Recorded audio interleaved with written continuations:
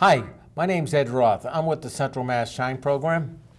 And my name is Kerry Faria. I'm also with the Central Massachusetts Shine program. And today what we have with us is we have a guest speaker with us today.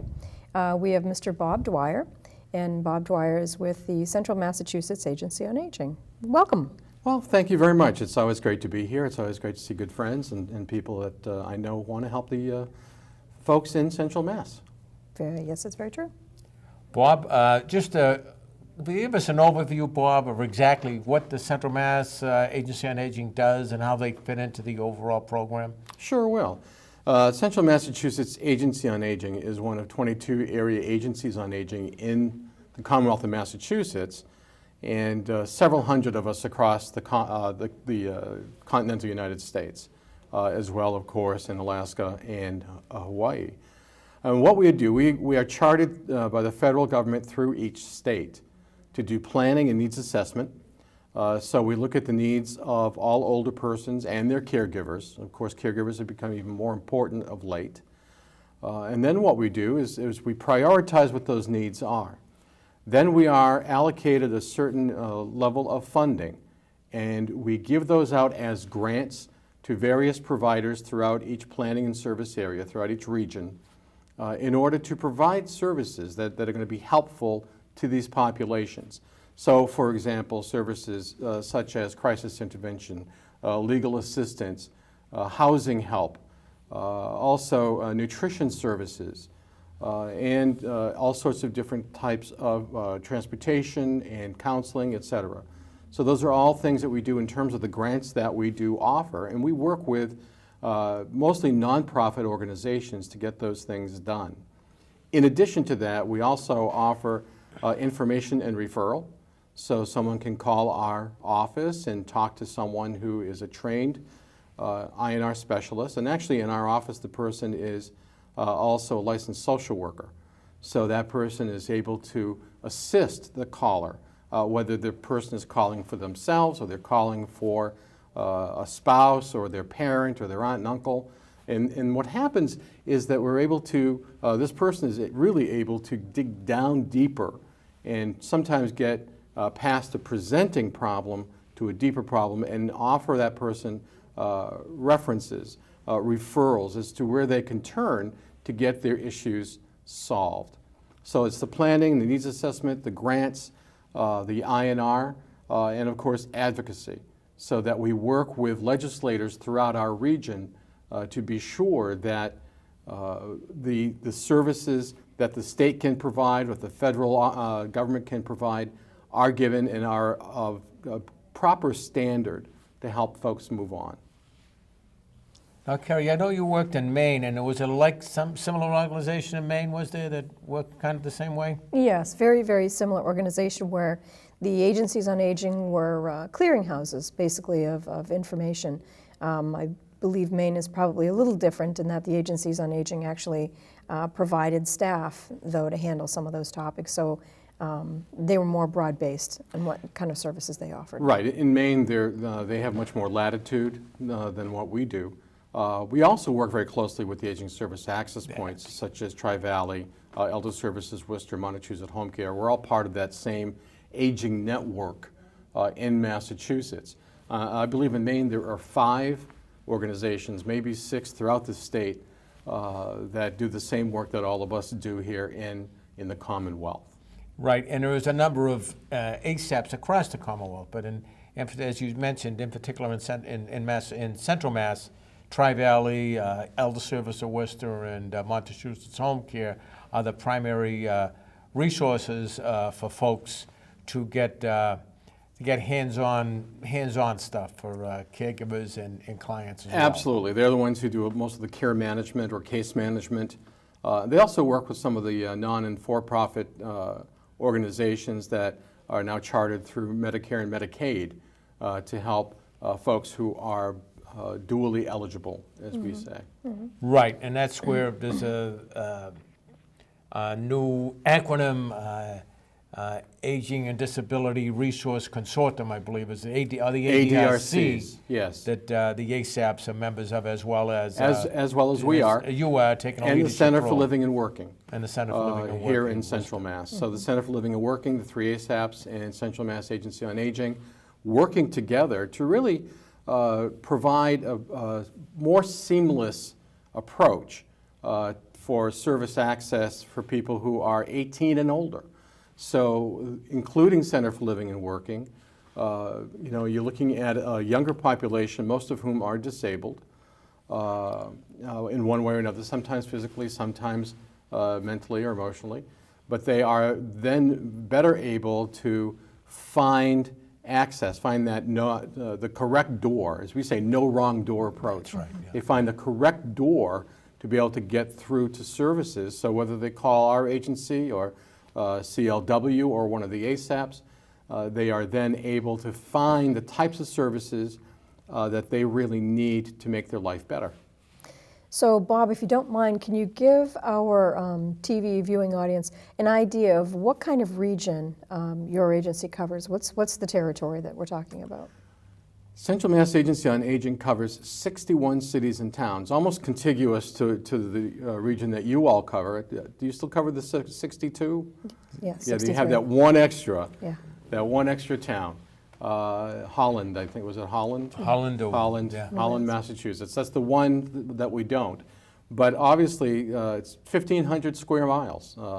And we go from the New Hampshire border down to the Connecticut, Rhode Island border. Our largest city, of course, would be Worcester. But also, here from Milford east to Franklin and Medway, and then west towards Sturbridge, the Brookfields, Gardner, Massachusetts, and contiguous towns there, Fitchburg, Leominster. So we're all over the place. And I have a very small staff to get this all done. I have 8 people, 2 of whom are part-time, and only really 2 or 3 of us really get out into the community. So we work hard to do what we need to do, and we do our best, considering that the level of funding for us has been pretty stable. Stable is good in some aspects, but not good in others. As we all know, the cost of living rises. Stability is nice, meaning we're not going down anymore. We're not losing funding, but we're not really gaining funding either. Well, it's nice that the funders and the legislature can recognize that the importance of the hard work that all of the agencies that deal with your agency and all the other agencies that deal with seniors as they're aging and the disabled population as well, all that hard work that has to be done. Because there are still seniors out there and disabled folks that really are having problems and struggling, and how much we appreciate the referrals that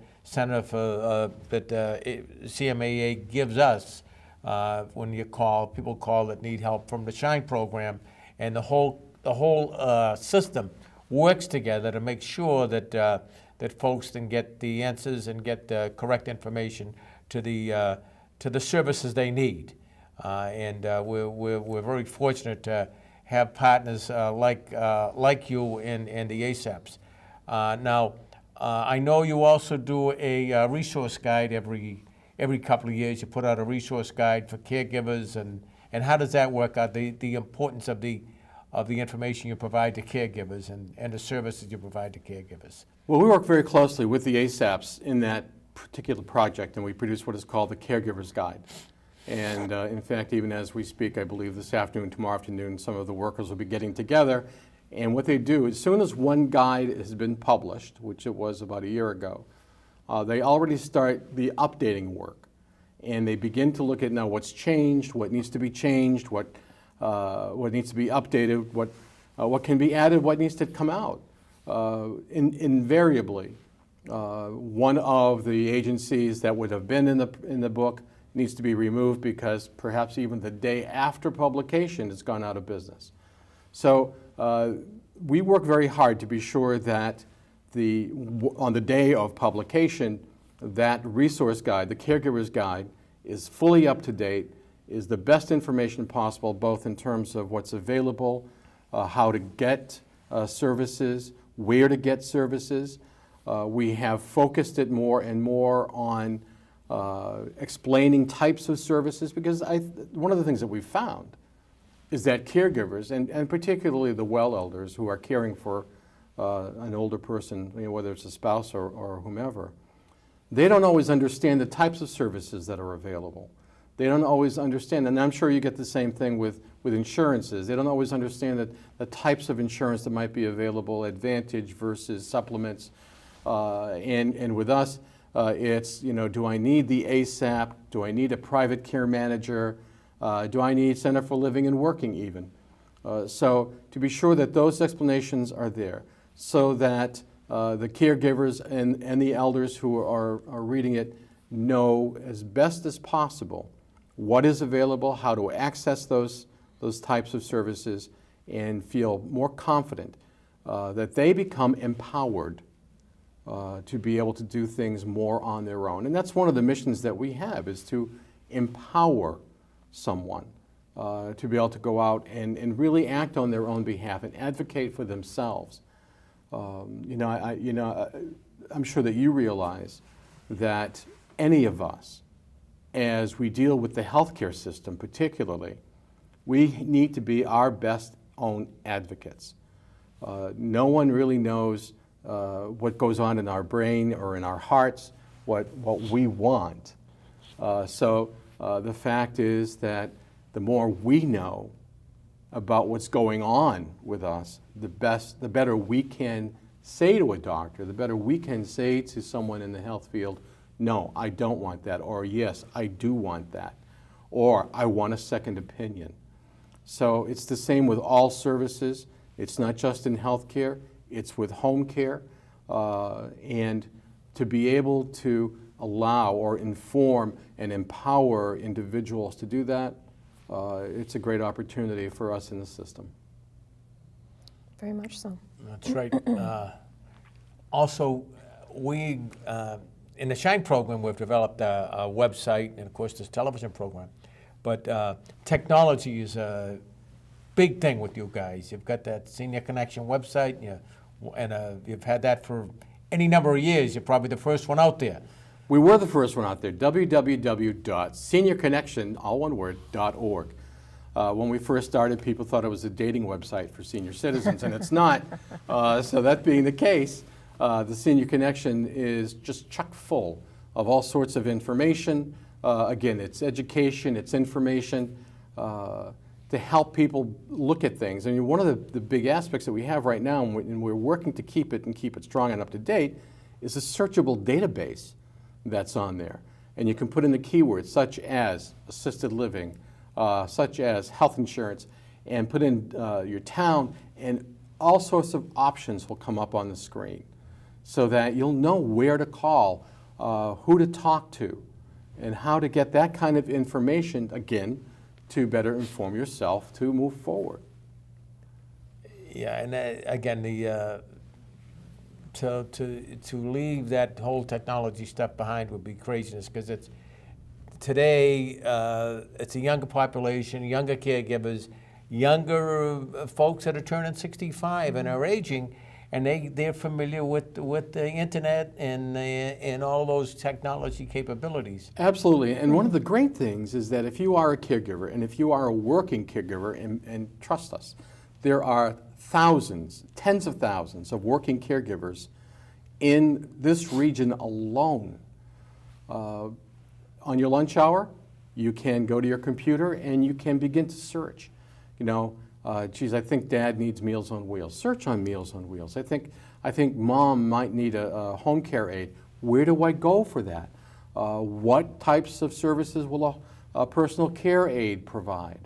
So whether it's at lunchtime at work or even later in the evening after the person you're caring for finally has gone to bed and you can relax a little bit, then you can do your research and get your information and do your learning so that you can not only help the person that you're caring for, but then also make your own life just a tad bit easier, because there are systems and services in place to do just that. So one of the questions that I was thinking of while we were preparing for the show a little bit is, if you could reach out more to a particular population, what would that be? What kind of people are you trying to attract to your particular agency? At this point, I believe that what we really look at are the caregivers.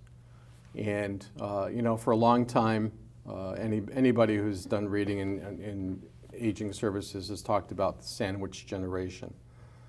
And for those who haven't heard sandwich generation, it's really those who are caught in between caring for aging parents and caring for growing children. You know, I think of my sister. My sister had my mom living with her for the last year and a half or so of my mom's life, and at the same time had a son in grammar school and a daughter getting ready for high school. So grammar schools, that's an old term, isn't it?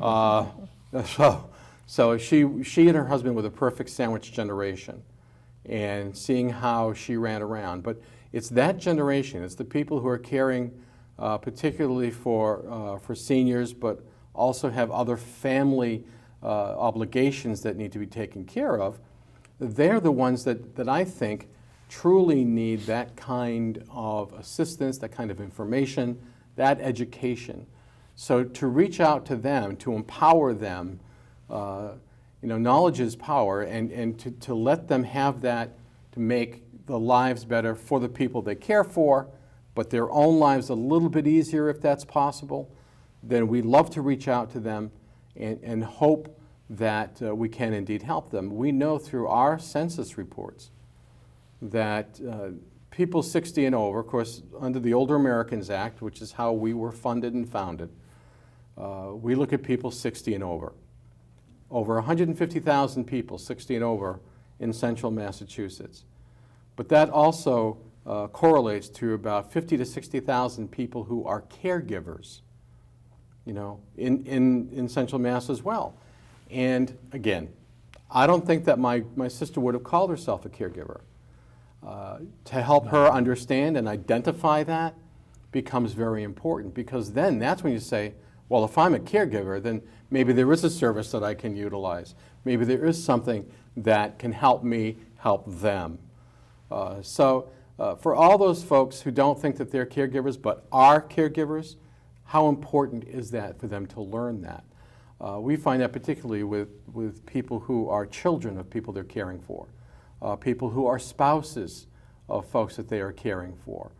You know, or if it's a family member. Or I'm not, you know, I'm not the caregiver for my uncle. I just go and clean his house every day or do his laundry every day.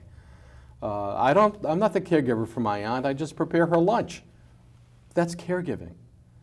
And so to help people understand that and how important that role is, you know, it's not just, yes, it's family obligation. I get that. I understand that. But it's more than that. It's a gift. It's a gift to that person. It's a gift to the community.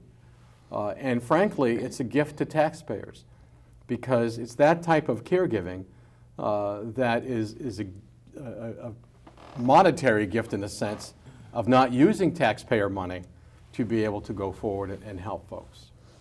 In addition to that, there's also the population that's doing long-distance caregiving.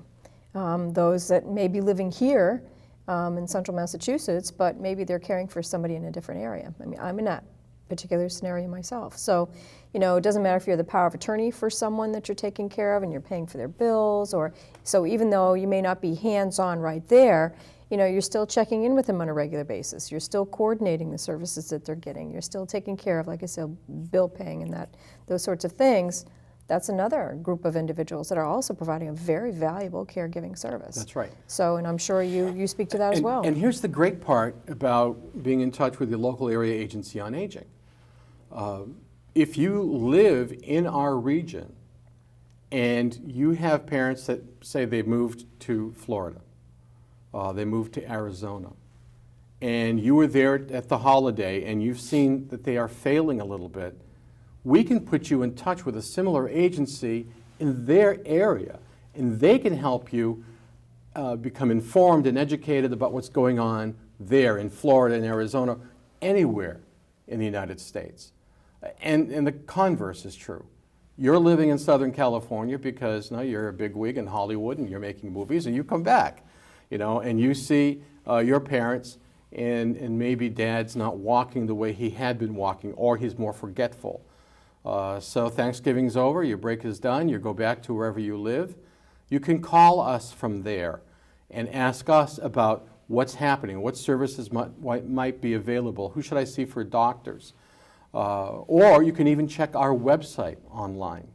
And the website that we just talked about, 24/7, anywhere in the world. You can get on to seniorconnection.org and begin to look for services or information that could be helpful to you to better understand what's going on with the people you care about. Very good. And Bob, you mentioned that caregivers working with their families and elder parents are really saving the state and saving the system a lot of money, and they are, and they're working very hard. The state also works very hard to keep folks keep folks in the community as long as they can. It's so important. It's very, very important. And none of us, well, I would think very few of us, if someone would come into the room and say, who would like to live in a skilled nursing home? Well, I don't know who would raise their hands. Most of us want to stay in our community. We want to stay, at least if not in the home we grew up in or lived in, then at least in that town, in elder housing or wherever. We don't want to go into a skilled facility. So the reality is that the more we can provide through caregiving, helping caregivers, or the other services provided either through the federal system or especially here, how lucky we are in Massachusetts with the state system, then we can keep people safely and securely in the places where they want to be.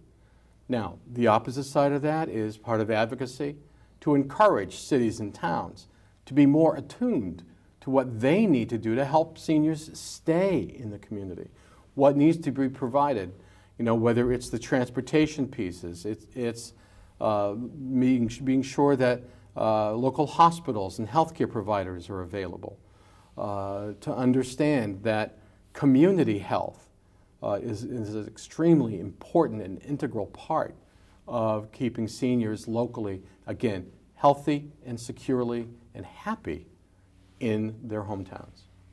And of course, we encourage folks at Shine, and we want to make sure folks have access and knowledge of the various state programs that are available to keep their families in their homes. It's important to us. It's certainly important to the family that whether it be the Frail Elder Program, PCA for over 65, there are programs available to keep your parents in their homes, and you might not know about them because well, she got a little bit too much money. Well, maybe not. Maybe we can take a look at different programs that might be available, and certainly they are available for you to take a look at it, and it's worth a call to the Shine program, to the local ASAP, and that's where a lot of this stuff starts. Is at the Bob might refer somebody to the ASAP or something like that. A lot of this stuff may start there, where you can qualify for a Frail Elder Program and get onto Mass Health and stay in the community. That's a big thing. That's a big thing for all of us in this business, I think, is to keep as many people in the community, make sure they get the right insurance at the best price possible. So that's what we like to do, and I think it's all of us working together. And we're very fortunate in Worcester County in Central Mass here to have Central Mass Agency on Aging, I think, in all of these support systems we have. And I think it's great for us. I mean, as you know, we host a Shine counselor at our office, and it's such an important piece of what we do, to be able to take the call. Someone calls up and they think they're going to call information referral, but they have an insurance question, and we're able to take their name and have this person either call them back or give them an appointment to come in to see the counselor. And of course, there are Shine counselors throughout the region, actually throughout the state. And whether they're coming directly to you or through CMAA or through an ASAP or through a council on aging, the Shine program is integral to this whole process that we've been talking about. You know, the whole aspect of information, knowledge as power, being there to help people advocate for themselves. So it's a very strong system. It's a unique system, I think, here in Massachusetts as opposed to some other states, and an important system to help people stay where they want to be. Not that, we want to keep people, it's not that we want to keep anybody anywhere, but we want to help someone be wherever they want to be. That's right. We want them to be where they feel needed, secure, wanted, safe, and a part of life. It's all about quality of life. Very much so. So we do appreciate that. Here at Shine, we do appreciate that partnership, that relationship that we certainly have with your agency. That works out very well. And that's one of the reasons why we wanted to have you come and speak on the show, is that I would guess there's probably a lot of people out there that don't know you exist, like a lot of people don't know that Shine exists and what we do, and what you do, and what services you can provide, and what you can provide for caregivers. What a valuable service that is. I mean, just a caregiver knowing that there's support out there, just in and of itself, is probably very, very valuable for someone. So just getting that message out there that you're available and you're willing to help, and again, it's another good use of taxpayer dollars, because again, we're nonprofits, and we do our very best to help the individuals in the community. So we're very glad to have you here. Right. It's very interesting. I mean, we really work on a shoestring, as you all well know. Yes. I was listening to some organization. They were talking about the amount of money that ought to be used for admin in terms of whatever money they get, and what's the percentage that is allowable for admin. And the percentage now has gone from to 18 to 20%. And in my organization, we're at about 10 to 12% for admin. So the taxpayer dollars that we get mostly goes into services, and to being sure that those services are well provided. The grants that we give are operated appropriately, that what an organization says they're going to do, we make sure they get it done. We go out, we monitor them programmatically, fiscally. We invite them in. They talk to our advisory council, our board of directors. They let us know what they're doing, and we hold them accountable. And we are held accountable, as all nonprofits, as all organizations should be held, to be sure that we're giving a great level of service to all the folks that we serve. Well, we greatly appreciate that, and we're very grateful you're here today, and you're joining us here on Medicare and More. And Ed, would you like to say? I think that's about it. I just do want to remind you, I do want to tout our website just a little bit. It's www.shinemma.org. Welcome you to visit it and take a look at and get some information off our website as well. It's informative, and you can access a lot of different resources, including senior connections. Thank you.